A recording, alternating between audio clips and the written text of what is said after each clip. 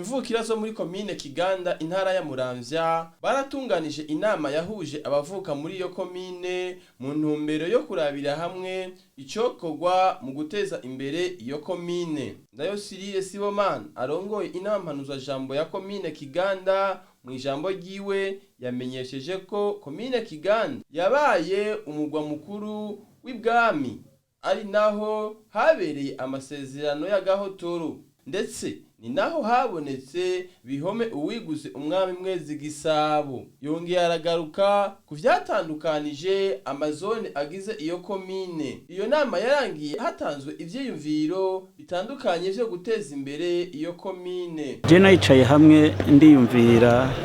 ndaraba none ko jewe Imana nteye iryo teka nkarongo inama ya komine haraheze hafi imyaka 2 maziki marika bene gihugu. Hama niho niyumviriye ndavuga nti komine Kiganda uko ndayizi ndababara gose kubera ivyayibayemo. Komine Kiganda ni komine yabaye umugwa mukuru w'ibwami ni kuwabami niho bimikwa turafise ibigabiro byinshi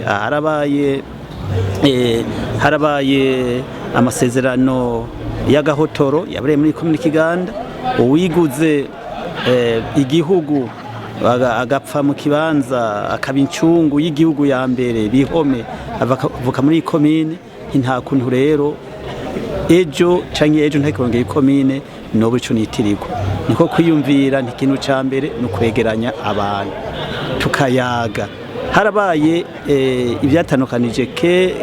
gose amazone agize komine Kiganda. Ivyo rero twahereye mu kuyaga ni inama ya mbere ibaye kuva komine Kiganda iba aho abo hanze abari Bujumbura abari Gitega tuyaga twicaye Kiganda. Ico rero nico niyumvire ka tuyaze ibintu byinshi. Iyo nama rero kwa rukwegeranya ivyiyumviro twayaze rukoresheje uburyo bwa Zoom abo tutari kumwe babajije ibibazo badukurikiranye nukuri cabaye igitangaro muri komine Kiganda, igitangaro dukesha Imana, igitangaro dukesha imvukira. Yamenyesheje kandi ko incabwenge zabaye nyinshi aho Ikiganda kuko hamyeho amashure kuva kera. Abene gihugu bahavuye begeranije amafaranga agera ku miliyoni 2 z'amahera y'amarundi mu gukemura ibibazo bihanze iyo komine.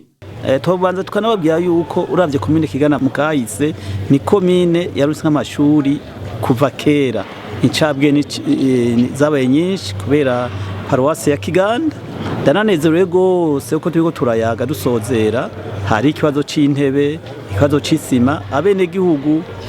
gutyo atanu babajije byinshi baciye begeranya amafaranga hafi miliyoni 2 kugira ico kibazo c'intebe basahirize bongere basahirize ico kibanza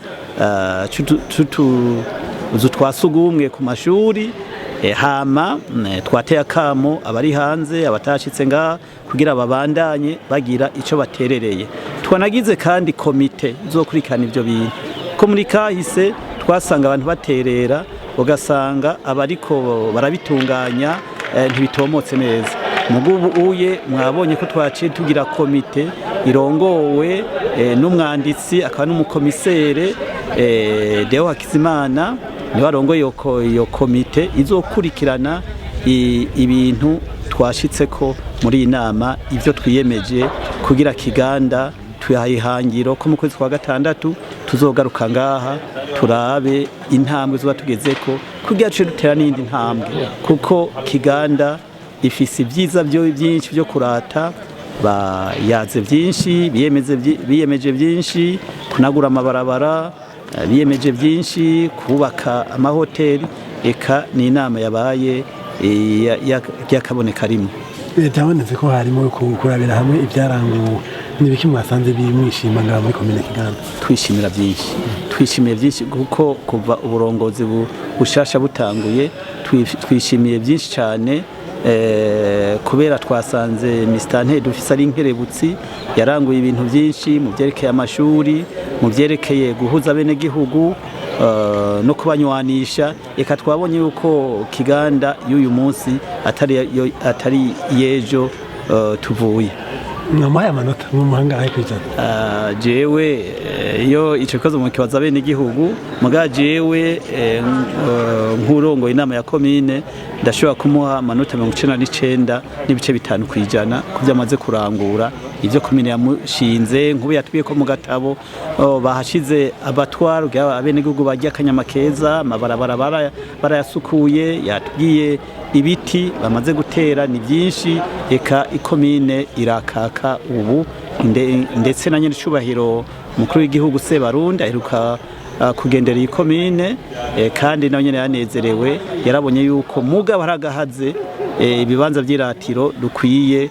kubinagura bikajama akanovera nta n'amazu y'uburaro dufise naboza kutugendera baca babura aho barara aho bivuna umusase ivyo navyo twasavye abagwizatunga yuko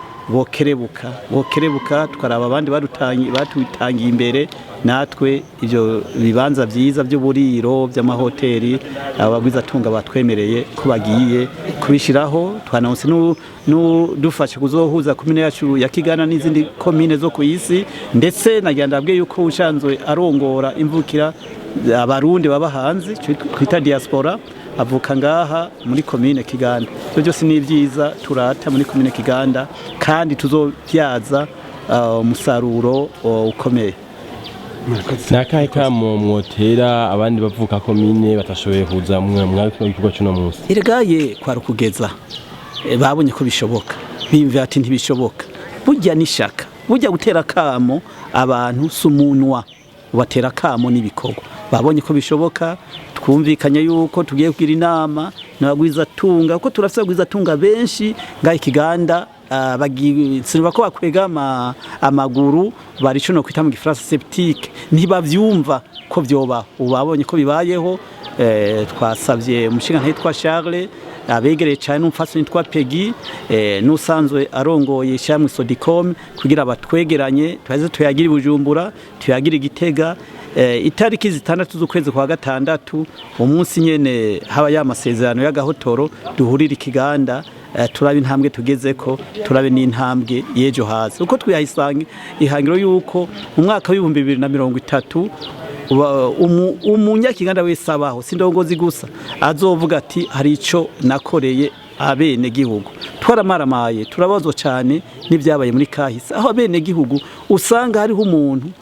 asigaye afise ahakika umusaya handi yaragurishije twaswe tuributsa yuko ari kirazira kugurisha itongo warazwe na basokuru kuko sigwawe ndabishize mu mategeko ufise uburenganzira bwo kwamura ivyamwa by'iryo tongo byo twita fructus muga nta burenganzira na bumwe ufise bwo kugurisha itongo wasanze basokuru n'abasokuruza bafise wewe urigurisha uba wivye abuzovyara abuzku n'abuzukuruza ico bita posterite ivyo rero twase turavyibutsa bene igihugu turavyibutsa abarongo y'umutumba ko bohagabira abagomba kuduca mu ryahumye ntibace mu ryahumye kuko turi ngango dukingire abari uwo munsi n'abarejo nico tuzokwihaya imbere y'Imana nitwatahuka.